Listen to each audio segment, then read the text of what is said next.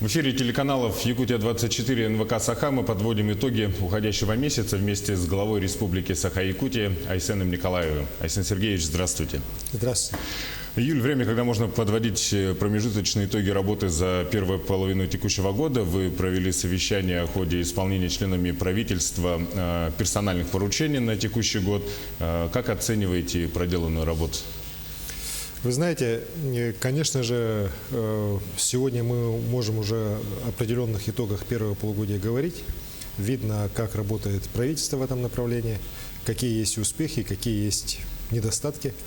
Я, когда выступал перед коллегами, отметил, что, конечно же, несмотря на явные достижения, которые у нас есть, да, успокаиваться никак нельзя, потому что Якутия – это та территория, размер которой, условия климатические, которые никому не позволяют расслабляться. Соответственно, если я вижу, что, вот, например, в части тех персональных поручений, которые были даны коллегам, есть поручения, которые уже исполнены, вот, и их таких порядка 26%. Вот 74% называются, как всегда, в работе, так, но вот по половине из них я особо отметил, что, на мой взгляд, существуют определенные вопросы, которые могут привести к определенным выводам уже по итогам года. Так, причем это касается всех направлений, это и в экономике, это и в социальной сфере. Поэтому здесь я заострять на отдельных товарищах не буду, так все они тогда от меня конкретно поручения взяли, так, но вот по итогам года, конечно, мы будем уже делать выводы, смотреть, у кого получается работать в правительстве, а у кого, к сожалению, не получается. Айсен Сергеевич, конец месяца выдался тяжелым по лесным пожарам. Какая работа ведется по предотвращению возгорания? Как вы оцениваете ситуацию на сегодняшний день? Вообще надо понимать, что масштаб нашей Якутии, он в части лесного фонда огромен. 250 миллионов гектаров леса. Это вот тот лесной фонд, который у нас сегодня в республике. Сегодня, вот, к сожалению, горит где-то более миллиона. 1 100 000, 1 200 000 вот так, тысяч гектаров леса. Это, если посмотреть, это менее 0,5% от лесного фонда. Вот. Вы знаете, что есть разные мнения, что вообще такие пожары, они все равно происходили, будут происходить. И в советское время горел лес примерно в таких же масштабах, и сейчас горит. Вместе с тем, конечно же, наша главная задача, чтобы пожаров все-таки было поменьше, чтобы они не были такими разрушительными, и самое главное, чтобы они не несли жизни и здоровью людей прямую угрозу. Вот. С этой точки зрения хочу сказать, что я считаю, что в этом году авиалесоохрана республики, население, которое было мобилизовано на тушение пожаров, МЧС, они отработали на очень хорошем уровне. Количество пожаров у нас в 2 раза больше, чем в прошлом году. Связано это с устойчивой жаркой погодой, которая у нас практически все лето стояла, сухими грозами, которых было достаточно много в течение июля месяца. И вот у нас пожаров в 2 раза больше. При этом, если мы посмотрим площадь, которая пройдена пожарами, то она на 30% меньше, чем в прошлом году на этот же период. То есть пожаров больше, но площади меньше. Это благодаря тому, что все-таки наши службы в этом году реагируют оперативнее и гасят пожары во многих местах быстрее. К сожалению, единственный такой у нас здесь провал получился по Верхоянскому району, где на самом деле после сельхозпалов еще в конце мая вот эти пожары с сельхозугодий перекинулись на леса, соответствующие вовремя меры не были приняты, в том числе на местном уровне, так, и вот эти пожары уже, разросшись, вот они до сих пор и бушуют на территории Верхоянского района. К сожалению, это я считаю, что здесь единственный случай, когда вовремя не прореагировали местные власти, вовремя не дали объективную картину наверх нам сюда, так, и к сожалению, мы прореагировали с опозданием. Все населенные пункты у нас отстояли, таких вопросов больших не было, но вместе с тем, еще раз говорю, по Верхоянску пожары идут. Так. Хочу сказать, что сейчас, благодаря тем решениям, которые приняты президентом страны, сюда перебрасываются дополнительные силы. И вот моя самая большая просьба была перед федеральным руководством, перед Дмитрием Анатольевичем Медведевым, чтобы нам все-таки даже в первую очередь не сколько техника, а сколько помогли в первую очередь финансами, потому что те средства, которые были выделены Рослесхозом на этот год, они уже закончились. Более того, дополнительные средства, которые им выделялись вот неделю назад, тоже закончились. Так, и сейчас у нас появляется уже кредиторка. И я уверен, что нас поддержат, решение будет выделено, средства выделятся, и мы сможем уже более активно, вот как раз в августе месяце, все-таки по пожарам тоже дальше проработать, чтобы не допустить их разрастания, а наоборот, в скорейшем времени их ликвидировать.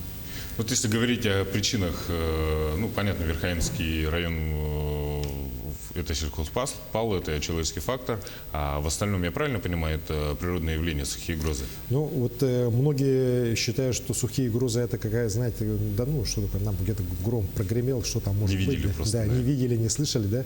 На самом деле, вот когда проходит фронт грозовой, сухой, так, то за ним возникает до 20 очагов пожаров. Это вот те работники лесоохраны, которые опытные, которые вот сейчас работают, я же с ними постоянно тоже общаюсь, рассказываю, что вдоль этого фронта за ним вот до 20 очагов пожаров может возникать.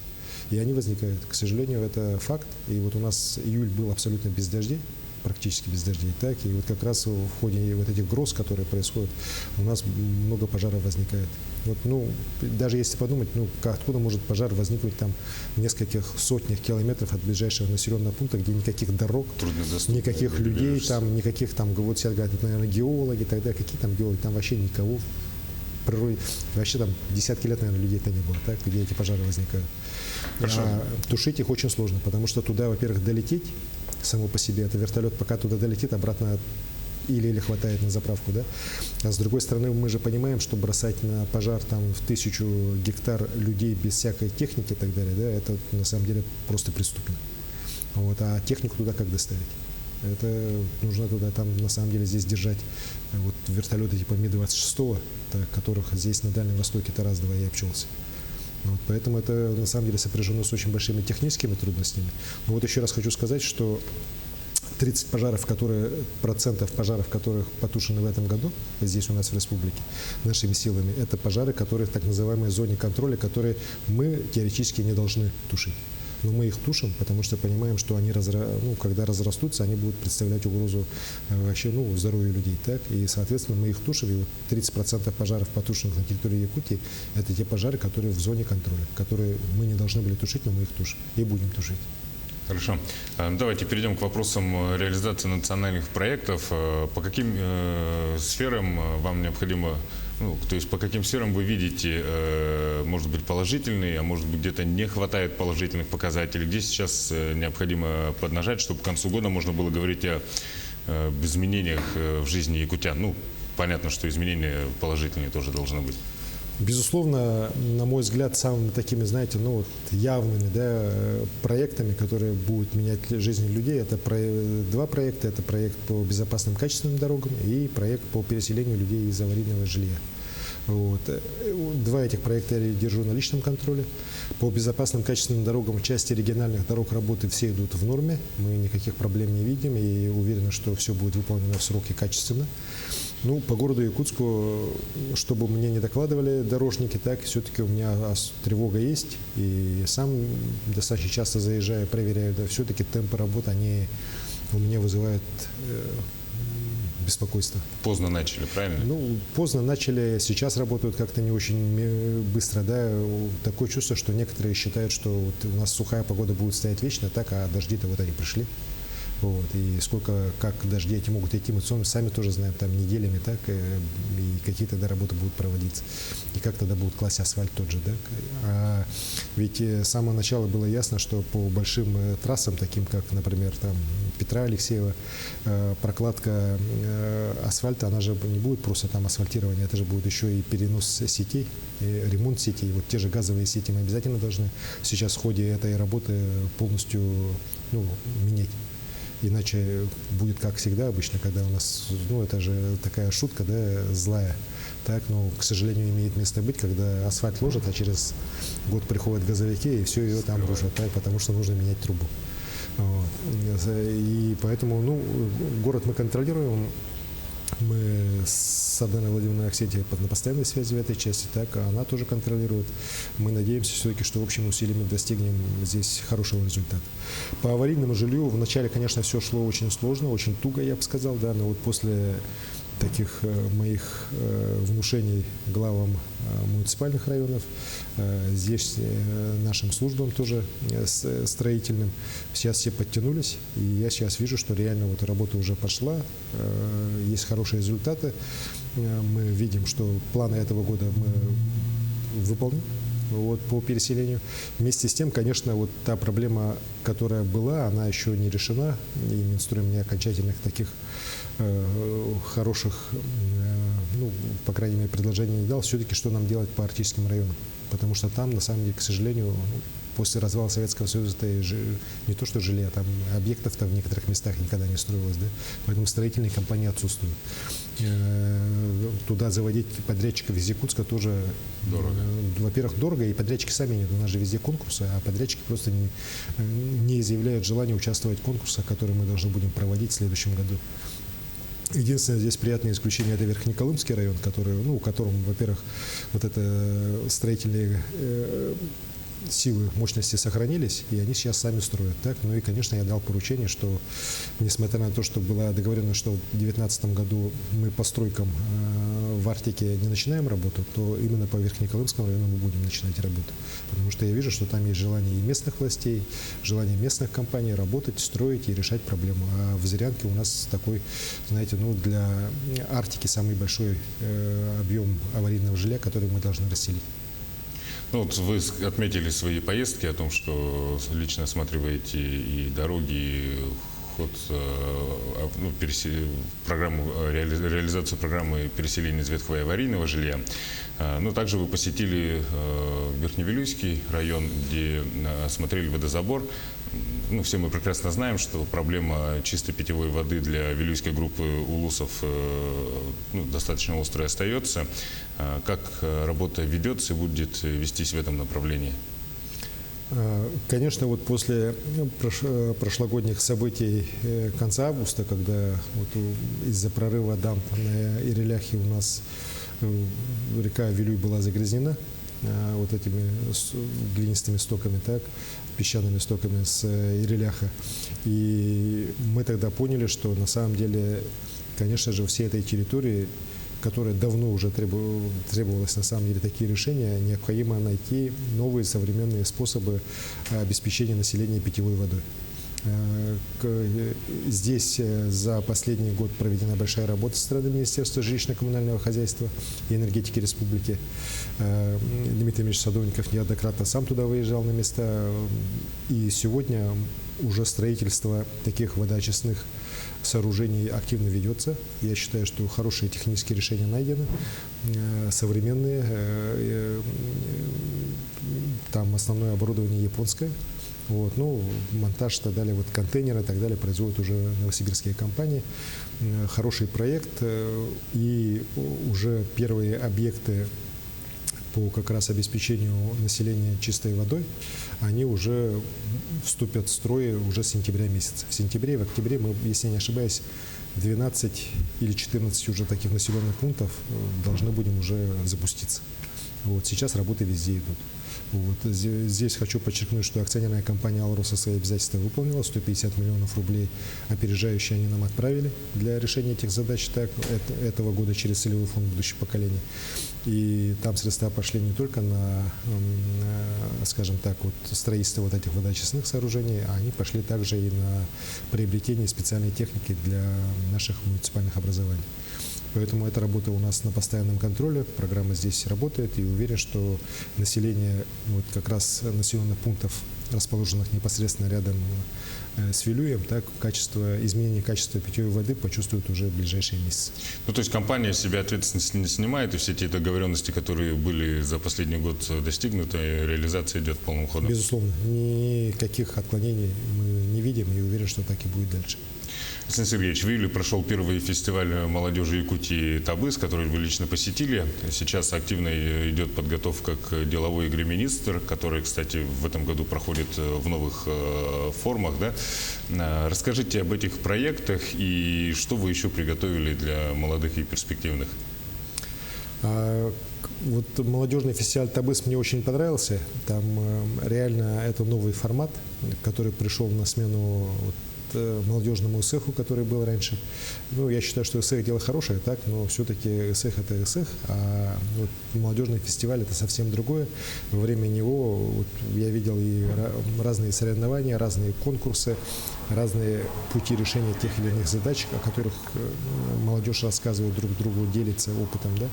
И уверен, что вот этот молодежный фестиваль «Табыс» приживется и в будущем будет таким, знаете, может даже межрегиональным. Вот. Что касается игры «Министр», конечно, в свое время эта игра у нас была как бы новая, там были новые подходы, когда как раз Егор Афанасьевич Борисов вот ее начал внедрять. Сейчас новое время, новые уже требования и у молодежи самой, так и новые требования у нас к тем ребятам, которые участвуют в этой игре. Поэтому в этом году формат полностью мы изменили, он больше уже личностный. Это уже не командный, а именно личностного характера будет конкурс. У нас 3 группы. Там вот старшеклассники, скажем так, молодежь более такого, чуть старшего возраста, ну и уже, скажем так, уже молодые специалисты. Так, ну, не то, на самом деле, не очень молодые, так, за 30 лет уже, так, но вот эти вполне состоявшиеся тоже могут там принимать участие.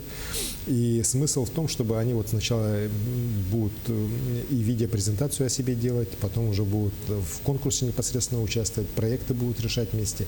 И уверен, что в результате этого мы получим возможность вот получить достаточно большое количество, мы надеемся, сотни уже молодых людей, которые в будущем и в настоящем мы уже сможем использовать как кадровый резерв для нашей республики. Это очень важно и очень нужно.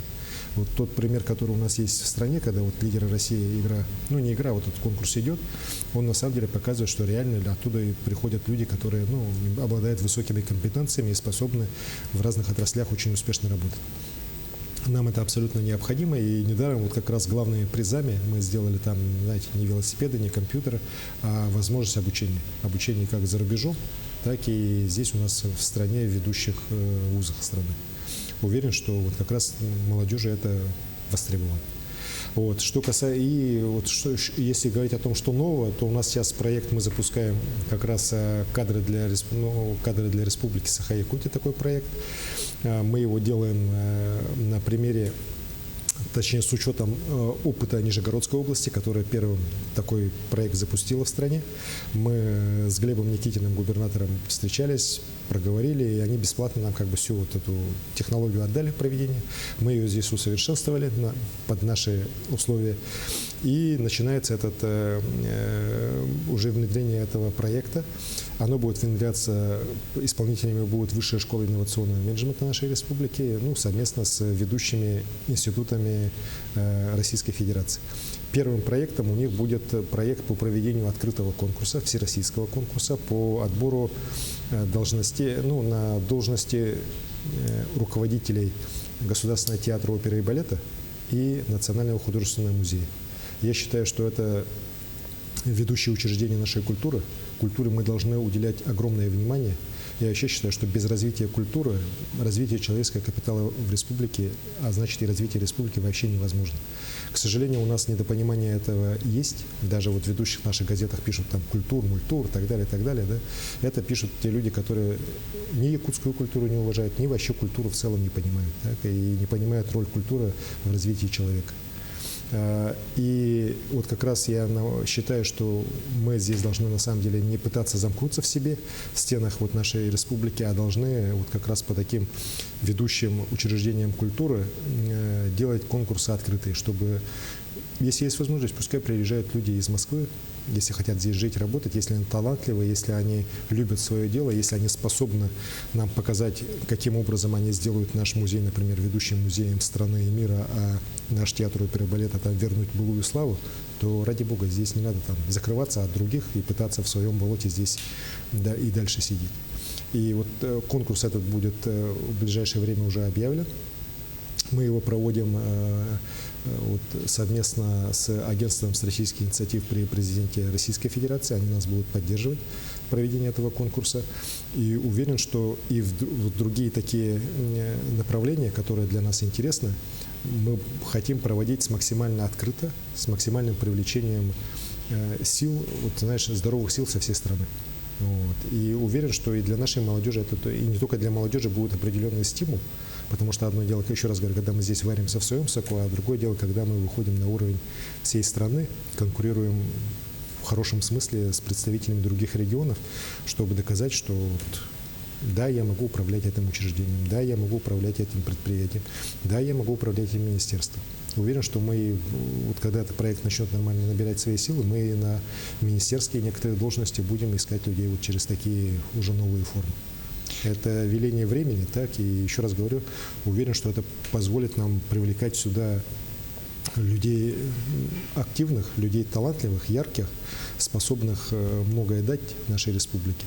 А с другой стороны, наши ребята, которые будут в таких конкурсах участвовать, они будут повышать свои компетенции и в будущем могут и у нас в Якутии работать, а могут и управлять на самом деле и другими регионами. Что в этом такого зазорного? И если наши ребята, например, перейдут и будут руководить там министерствами, ведомствами в других регионах, а может быть и федеральных каких-то органах власти. Вот если говорить про театр оперы и балета и про Национальный художественный музей, когда итоги конкурса планируете подвести? Итоги конкурса будут окончательно подведены в начале октября. Да, там будет несколько этапов, это все будет, еще раз говорю, делаться абсолютно открыто, абсолютно гласно. И в течение сентября там будут и прием документов, определенные какие-то творческие вещи проходить, процедуры проходить. А вот окончательно мы должны в начале октября уже называть руководителей, которые начнут исполнять свои обязанности. Хорошо, давайте сейчас вернемся к историческому событию. 27 июля на станцию Нижний Бестях прибыл первый пассажирский поезд. Встречали в торжественной обстановке, было много гостей и жителей республики. На самом деле это круто, да? То есть мы долго, десятилетия ждали этого, наконец-то это случилось. Какая перспектива у якутских железных дорог? Я вообще считаю, что состоялось историческое событие. С 1985 года, как началось строительство Амуро-Якутской магистрали, еще в Советском Союзе это была конечная точка, то, что произошло 27 июля 2019 года, чтобы началось регулярное пассажирское движение. Что такое регулярное пассажирское движение? Это значит, что железная дорога полностью построена, полностью введена, соответствует всем нормам и уже теперь не в режиме временных каких-то временной эксплуатации, а уже в постоянном режиме уже эксплуатируется. То есть завершена эта стройка. Это позволит нам решить ряд вопросов с точки зрения, во-первых, обеспечения грузами Центральной Якутии, так и других регионов республики. Мы оцениваем падение тарифов в среднем по грузовым перевозкам до станции Нижний Бестях на 25%. То есть на 25% грузы будут передвигаться дешевле, чем сейчас по этой же железной дороге идут. Это связано с тем, что у нас уже начали действовать сквозные тарифы российских железных дорог. Во-вторых, конечно же, появление пассажирского сообщения, оно, на мой взгляд, позволит все-таки изменить логистику движения людей до Нерингри, до Алдана, и во многом до наших дальневосточных городов. Потому что я с людьми общаюсь, и у людей очень большой интерес как раз, как в Благовещенск поехать, как в Владивосток, Хабаровск, Иркутск, Улан-Удэ. То есть понятно, что до Москвы, конечно, 6 суток на поезде ехать, это само по себе отдельное уже путешествие, наверное, да? Но проехать за двое суток, например, в наши дальневосточные города уже многие могут себе позволить, да? С учетом того, что когда едешь большой семьей, там 4-6 людей, да, то, конечно же, стоимость авиаперелета и стоимость проезда на железнодорожном транспорте, они уже очень серьезно разнятся. По семейному бюджету Да, меньше бить по будет. семейному, бьет намного меньше, так, и, конечно, для людей это гораздо выгоднее, так, поэтому вот уже, насколько я знаю, рейсы, которые, вот у нас сегодня идут уже, так, они уже заполнены. Вот, и это хорошо. Я считаю, что в дальнейшем железнодорожный транспорт, именно пассажирский, станет для нас уже обыденностью. И очень рад, что железные дороги Якутии, они подошли к делу комплексно. Они пассажиров вот буквально до автовокзала Якутска, с автовокзала Якутска и до поезда уже сопровождают. И у них там и тарифы очень такие низкие, так, по сравнению с теми, которые у нас на том же речном транспорте или паромных переправах действуют. И сервис определенный они уже делают, так что молодцы. И я считаю, что вот появление на той стороне у нас вот этой станции для нас тоже еще один из таких, знаете, серьезных аргументов в нашей борьбе за начало строительства Ленского моста. Ну, на самом деле, действительно, большое событие и, как вы отметили, историческое событие. Спрос, будем надеяться, будет, и железные дороги Якутии себя в дальнейшем будут только развиваться и оправдывать. Хорошо, спасибо большое, Арсений Сергеевич, что нашли время и пришли к нам в студию, ответили на наши вопросы. А я еще раз напомню, что в нашей студии на телеканалах Якутия-24 и НВК Саха мы подводили итоги июля месяца вместе с главой Республики Саха-Якутия Айсеном Николаевым. Удачи вам!